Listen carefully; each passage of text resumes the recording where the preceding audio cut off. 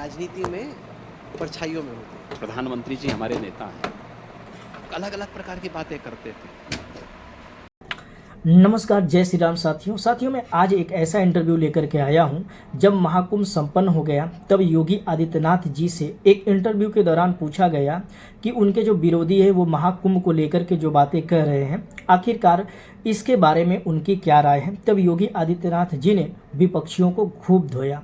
जब वहीं पर एंकर ने उनसे सवाल पूछा कि मैंने सुना है कि अमित शाह और मोदी जी के साथ योगी आदित्यनाथ की नहीं बनती है, इसको लेकर के जिस तरीके से जवाब दिया योगी आदित्यनाथ जी ने, उसे सुनने के बाद एंकर की हालत ही खराब हो गई। इसके बाद कई ऐसे सवालों का जवाब योगी आदित्यनाथ जी ने दिया जिससे विरोधियों के रोंगटे खड़े हुए। तो चलिए, आज का इंटरव्यू मैं आप लोगों को लिए लेकर के आया हूँ, और चैनल पर नया है तो चैनल को सब्सक्राइब करें, और वीडियो पसंद आए तो वीडियो को लाइक और शेयर करना न भूलिए। चलिए सुनते हैं योगी आदित्यनाथ जी के अंदाज को। अब मैं सोच रहा हूँ कि कैसे पूछूं कि पूछ भी दो और फिर भी कोई तकलीफ ना हो। लेकिन सवाल ये कि बहुत चर्चा राजनीतिक गलियारों में, दिल्ली में, लखनऊ में चलती है कि महाराज का दिल्ली से इक्वेशन कभी कभी फुल ठीक नहीं रहता, वहाँ पे कुछ ना कुछ अड़चन आती रहती है। हर आदमी की अपनी टिप्पणी है, वो देखेंगे सवाल और अपना सोचेंगे। मैं आपसे जानना चाहता हूँ, उत्तर प्रदेश के मुख्यमंत्री के तौर पे ये जो अटकलों का बाजार गर्म रहता है कि महाराज का दिल्ली से कभी कभी इक्वेशन में कुछ गड़बड़ रहती है, उस सवाल का जवाब आप कैसे देना चाहते हैं? मैं तो एक योगी हूँ, मेरा एक क्वेश्चन किसी से खराब नहीं।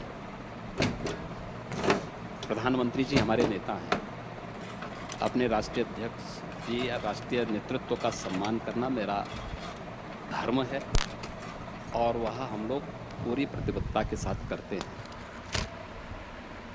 देखिए, जब मैंने संन्यास लिया था तब भी लोगों ने ऐसी बात कही थी, तब भी लोग कहते थे, ढेर सारी टिप्पणी करते थे, बहुत सारी बातें करते थे। अगर हम इन अफवाहों के उसमें पड़े तो फिर कुछ नहीं कर पाएंगे। महाकुंभ को लेकर के भी ऐसी अफवाह चलती थी,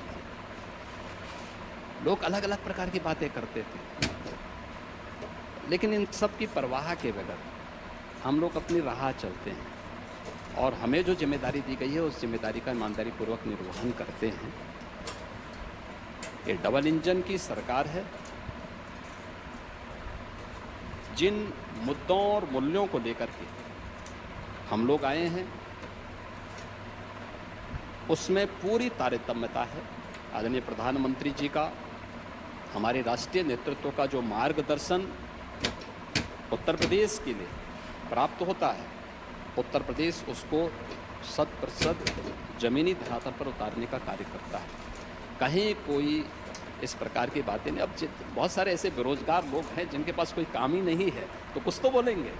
खासकर चुनाव के समय, लोकसभा चुनाव के समय ज्यादा चर्चा हुई थी इसकी योगी जी, और उसके बाद जब नतीजे उत्तर प्रदेश के दिखे तो उसमें कमी हुई, तो उसके बाद और ज्यादा आपके विरोधी उस पर बोलने लगे। क्या कारण रहा कि बोलने वालों का मुंह ना मैं बंद कर सकता हूं और ना बंद ही किया जाना चाहिए, क्योंकि उनकी रोजी रोटी उसी से चलती होगी, तो मैं किसी की रोजी रोटी पे क्यों ठोकर मारूं।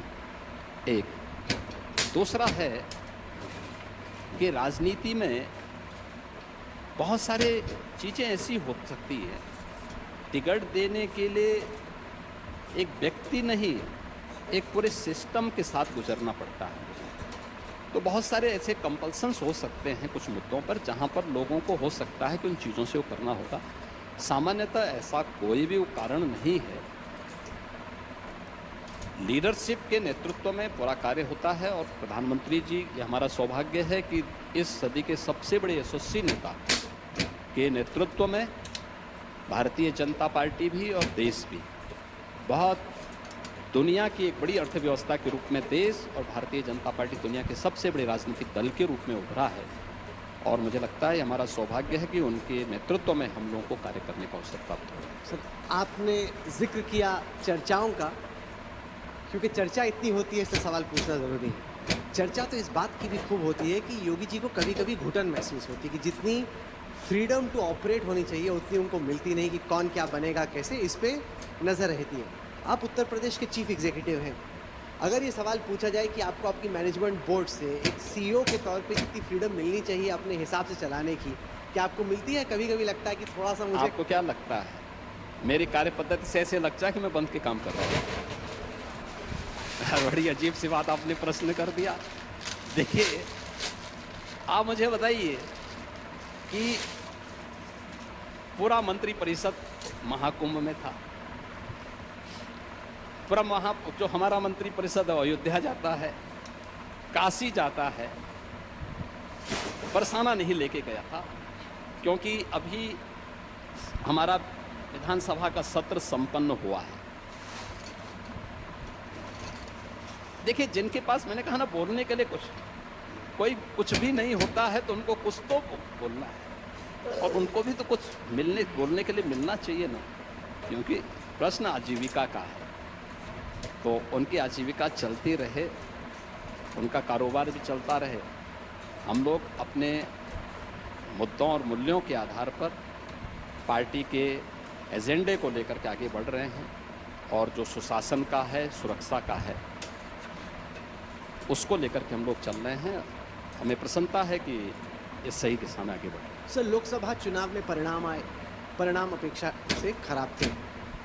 आपने उसको कैसे पोस्टमार्टम किया, कैसे एनालाइज किया? क्योंकि पूरी देश की नज़र इस पे थी कि 60 के ऊपर हो सकता है कि उत्तर प्रदेश। देखिए, हम लोग भी ये मानते थे 75 से ऊपर होंगे, लेकिन जो दुष्प्रचार था, जो दुष्प्रचार संविधान के मुद्दे को लेकर के किया गया था, जो दुष्प्रचार आरक्षण को लेकर के किया गया था, जो दुष्प्रचार इन लोगों ने 1 लाख खटाखट के माध्यम से रहा, तो अभी हाल ही के चुनावों के परिणाम ने, चाहे यूपी के बाई इलेक्शन रहे हों और चाहे वह हरियाणा, महाराष्ट्र और दिल्ली के चुनाव के परिणाम रहे हों, इस परिणाम ने बता दिया है कि राजनीति में झूठ का सहारा एक बार आप ले सकते हैं, बार बार नहीं ले सकते, और जनता की आंखों में धूल एक बार झोंका जा सकता है, बार बार नहीं। और यही हुआ है। जनता जनार्दन ने एक सिरे से उन्हें खारिज किया, एक सिरे से खारिज किया। तो यूपी के अंदर देखो ना, 10 उपचुनाव हुए थे। कुंदर की 65% मुस्लिम पॉपुलेशन है, और बीजेपी ने समाजवादी पार्टी के प्रत्याशी की जमानत जब्त की। बीजेपी प्रत्याशी 1,45,000 वोट से बीजेपी का प्रत्याशी जीता है। अभी मिल्कीपुर अयोध्या 62,000 से बीजेपी का प्रत्याशी वहां जीतता है। समाजवादी पार्टी कुछ भी बोले, आप मुझे बताओ, समाजवादी पार्टी के सांसद के बूथ पर बीजेपी कैसे जीती है? वो अपना बूथ नहीं संभाल पा रहा है, और ठेका सब जगह का ले रहा है। तो दुष्प्रचार बहुत दिन तक नहीं चल सकता है, और जनता जनार्दन इनको देख चुकी है, और मुझे लगता है आने वाले समय में इनके लिए और भी संकट होगा।